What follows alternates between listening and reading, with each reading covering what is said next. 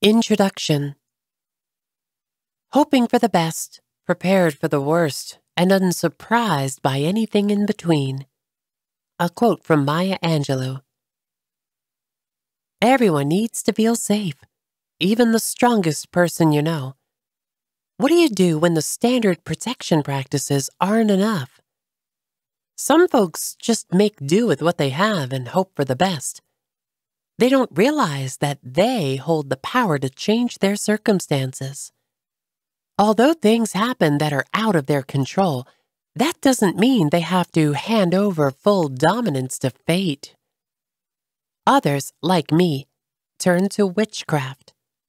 Spellwork has been my savior. I'm in my 30s now, and have turned my life around from constantly worrying about how I'm going to take care of myself and my baby to actually having a purpose in life. Like all humans, I still struggle, but now I have the tools to deal with situations as they come at me. I have found that protection spells are the best defense against all sorts of situations, like physical attack, psychic attack, financial trouble, vehicle issues, and anything else Murphy's Law can destroy.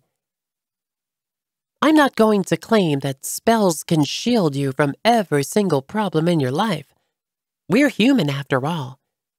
If we could wave a hand and say a few words to skirt around every obstacle in our paths, everyone would be a witch. Everyone would also be bored to tears for lack of challenges. Challenge is how we evolve on this planet. What spellwork can do is twist the odds in your favor, increasing your chances for success, maybe even survival. One night, I had to take the bus home from work. My car had broken down, and I didn't have cab fare. I do a short protection spell every day before work, but I was still nervous. There was a creepy man staring at me from the back of the bus. I could feel his slimy gaze drilling into the back of my head. I looked back a couple of times, and he didn't even bother to avert his eyes. He just blatantly ogled me until I faced forward again. The bus stopped, and I hurried off, anxious to get home. My heart raced as he got off behind me. I sped up, and he kept pace a few feet behind me. I was so scared I wanted to cry. Instead, I tried to ignore him and kept walking toward my building. I pictured a barrier around me and chanted, "Goddess, protect me," under my breath, repeatedly. After a couple more steps, the creep suddenly turned around and headed in the opposite direction. Was it the spell? Or is that the way that life works sometimes? It could be either, but I'm certain it was the spell for one reason. Once a predator has you in their sight, they will not stop unless they no longer see you as easy prey. Nobody else was on that street. I was as alone as ever, but he changed his mind. That is witchcraft. I turned the odds in my favor against him. Everybody ends up in sticky situations, but with a witchy edge, they will be easier to manage. Protection spells aren't just for dangerous situations. You can do a spell to protect your energy field when you have to speak in front of a crowd, make that nagging coworker leave you alone for once, or protect your car from getting dinged in the parking lot. All these types of protection spells could each fill up a book on their own. You need to know the possibilities, but I'm going to teach you witchcraft-specific spell work. You'll learn spells to ward against psychic attack, bad energy, curses, and spirits. Every witch should know these types of spells. They're important to your craft and your well-being. The world of unseen forces comes with unseen dangers that every witch should be aware of. But why? Those who don't practice witchcraft don't experience these things, so you must be attracting them. I have heard that so many times through the years. It's true in the sense that when you start, your energy field changes, and energetic beings will be curious. Most of the time, this is harmless. The statement is also misleading. These things do happen to normal folks. Their luck turns sour for no reason. They're unexplainably moody when a certain person enters the room, only to have it disappear when they leave. Or they have a sudden onset of sleep paralysis with no cause. People with no magical experience don't know why these things happen and can't do anything about them. So they blow it off and forget. Witches have no such luxury.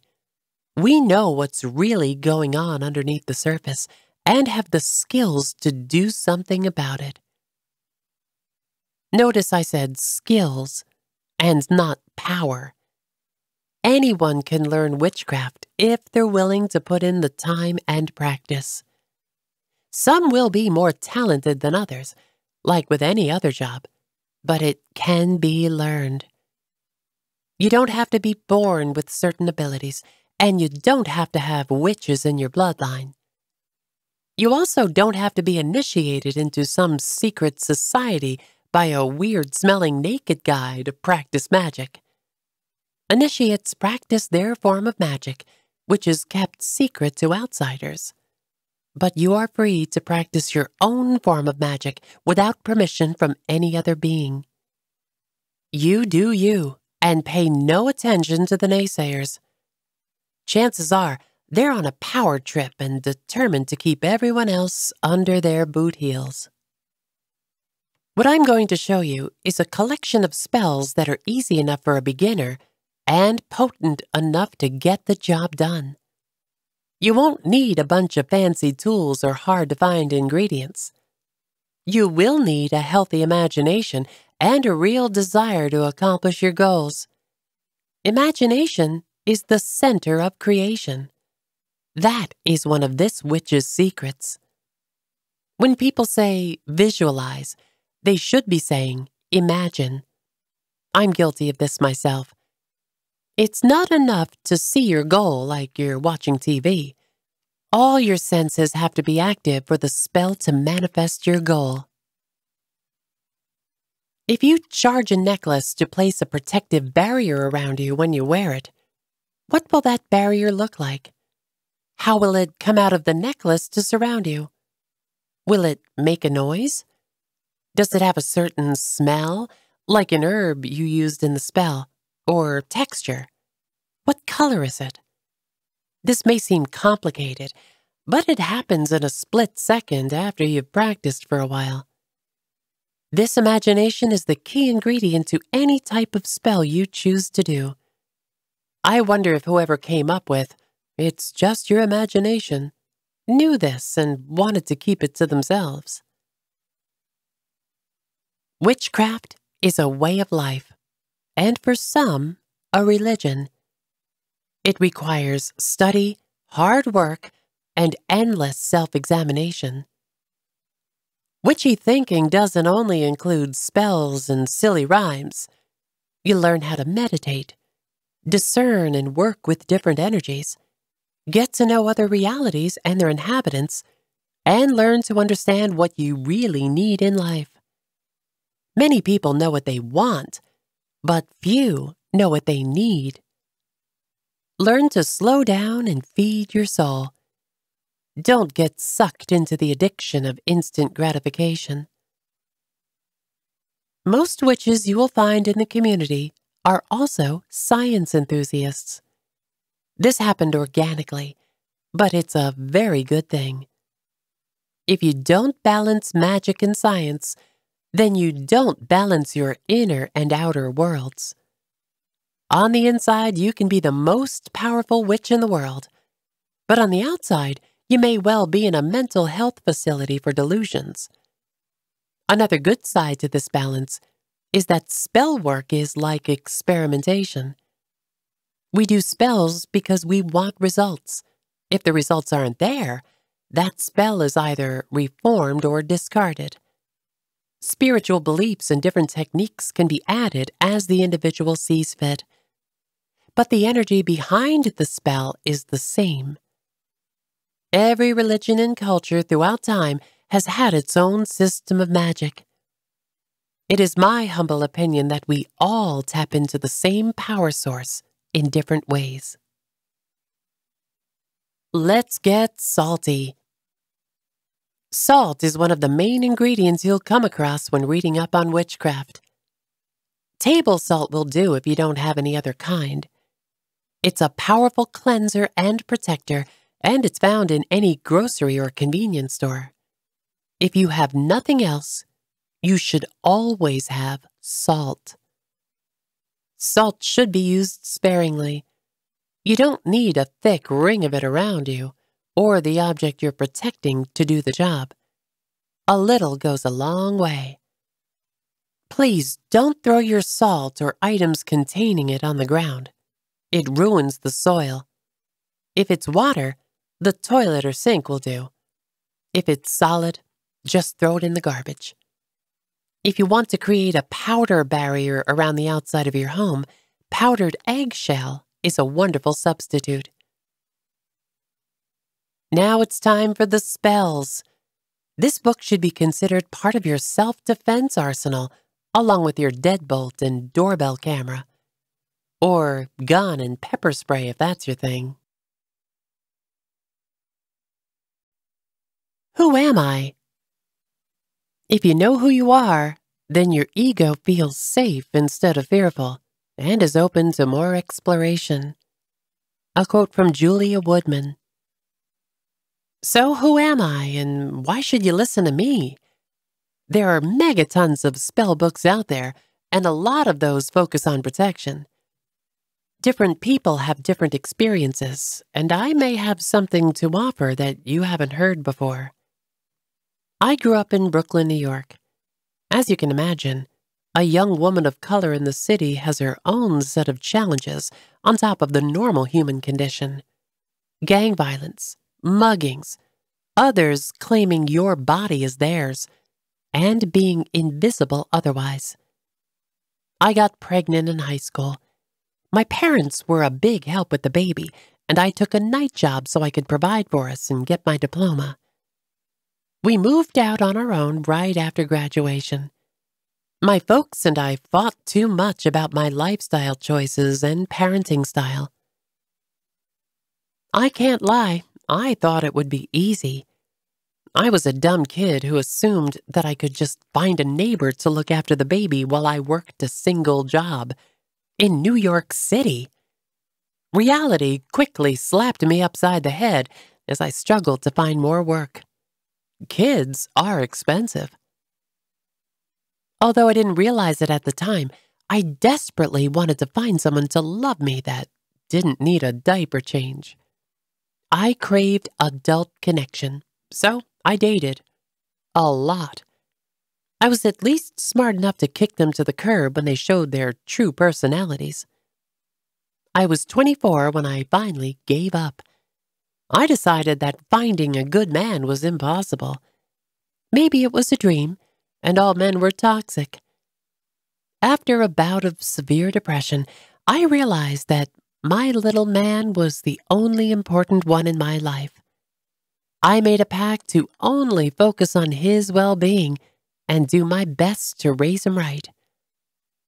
Toddler in tow, I decided to go to the bookstore just to get out of the house. I stumbled upon a book called The Law of Attraction, The Basics of the Teachings of Abraham by Esther and Jerry Hicks. Something clicked when I read the blurb. The thought that I could manifest a better life for my child and I was mind-blowing. I was also skeptical. I circled the store one more time, glancing at titles, but my mind was still on that book. I grabbed it when we came full circle, and I spent my meager lunch budget on it. I didn't regret my growling stomach that week. What I learned more than made up for the missed meals. Not only did I find the power to manifest my best life, but also gained the mental clarity to gear myself up for success. It's not enough to do spell work. You have to believe you deserve it. I read every book I could get my hands on that could bring positive change into my life. I have since incorporated witchcraft and hoodoo into my practice, and life keeps getting better and better for me and my boy. The first thing I manifested was a better job with in-house daycare. The most important thing to me was the ability to be there for my son when he needed me. I then worked to pay off all my debts and eventually move into a better apartment. I got an online degree that landed me a raise. I was still lonely, but I was just too busy to notice. By then, I was solely protected on protection magic. I needed to protect my new standing in life, my child, and myself as I survived life in the city. Along the way, I made some great friends in the magical community, which helped alleviate the loneliness. 3 years ago, I met someone online. I know it's counterintuitive to the idea of protection. I did a background check on him and then read tarot on whether I should meet him for coffee. The check didn't show anything remarkable. He was divorced with 2 kids who lived with their mother, had a decent job, and lived in a lower-middle-class neighborhood. He worked hard and didn't spend all his free time partying. The reading came out well. The cards even indicated that he would get a promotion soon. So I took the risk and met him for coffee. He is the best boyfriend I could ever hope for. He's mild-mannered, great with my son, and he's shown interest in witchcraft. We rarely fight and always have fun when we get together. We both want to keep our own spaces and neither of us want more kids. That may change in the future, but we're not rushing. I didn't do a spell to find him. When you practice magic for a while, things will line up on their own. You're actively working to raise your energy level to suit your highest good, and the universe sees that. Common ingredients for spells. There are many tools, curios, and botanicals to cast your spells with. Witchcraft is a huge market nowadays. I began like many. I wanted to buy everything that every book said I needed. I was drawn in by those beautiful toys and home decor items. I wanted everything that proclaimed me as a witch. I bought what little I could, but all my spare money was from my son. When I read my first book on hoodoo, it clicked. Hoodoo emphasizes using what you have available and putting enough power behind it to get great results. Feel free to use all the pretty things if you like, but I personally get better results when I use what I have or can pick up at the grocery store. This is not a book on hoodoo. It's a combination of everything I've learned over the years with the go with what you got outlook. Step out of the materialism trap and focus only on what you need. Dollar stores are fantastic witchy markets too. Besides salt, here are a few ingredients you can get on your way home from work. Pepper is great for banishing and protection. Black pepper and red pepper flakes are my favorites. Rosemary is perfect for cleansing your aura. I like to steep it and put it into a spray bottle. You can drink it as a tea to cleanse your energy, inside and out. Coffee speeds up the process of any spell. Star anise opens up your psychic awareness and helps you determine what you need protection from. Candles can be the emergency or glass ones from the dollar store. On many occasions, I've made do with air freshener candles and they've worked great. Tea lights are inexpensive and come in big packages. Their burn time is usually perfect for most spells. Incense from these stores aren't the best quality, but they will do in a pinch. Make sure the area is well ventilated while burning them, though. A collection of sharp objects, be careful, are great to put in spell bottles and charm bags. Broken glass, pins, needles, and nails are the easiest to get. Pen and paper are essential to any witchcraft practice. You will write out petitions and name papers, create your sigils, and make your own intention statements. If music is your thing, a music player comes in handy to get you in the mood. A long lighter for your candles and paper is important, especially if you like the 7-day glass candles. You should have a metal or otherwise fireproof bowl for burning petitions and sigils, or whatever else needs burning. If you're going to burn things, make sure to have a fire extinguisher handy. Never leave candles or anything else burning. Make sure everything is out and cool to the touch when you're done. Now you have a basic supply list that you can build on as time goes by. And don't forget, nature can provide everything you need. Anything that corresponds to the elements of earth, air, fire, water, and spirit will accomplish every goal you have. Protection is important. Someone once asked me, "Why do you need protection spells? We have guns." This person obviously had no clue about the spiritual world. I have encountered dangerous spirits, astral parasites. These are mindless beings that like to latch onto your aura.